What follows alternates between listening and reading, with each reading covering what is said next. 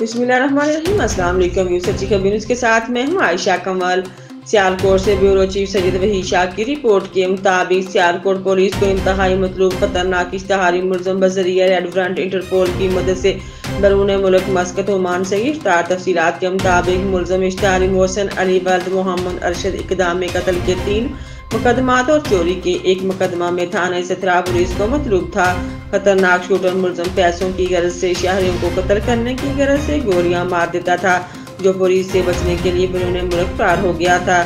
DPO Sialkot Mohammad Hasan Iqbal की खसूसी हिदायत पर in charge extradition sub inspector Mohammad Nasir ने मुलज़म के रेड वारंट जारी करवाए और इंटरपोल की मदद से मुलज़म मोहसिन अली को बैरून मुल्क मस्कत से डिपोर्ट करवा के गिरफ्तार कर लिया। Sub inspector general police Punjab doctor Usman Anwar की हदायत की रोशनी में पंजाब भर में मुल्क भर से फरार मुलजमान इश्तहारियों को गिरफ्तारी यकीनी बनाने के लिए भरपूर मुहिम जारी है। मुलजम की दाद रसी और कानून की बालादस्ती को यकीनी बनाने के लिए मुलजमान इश्तहारियों की गिरफ्तारी जरूरी है और इस सिलसिला में कोई कसर उठा नहीं छोड़ी जाएगी। DPO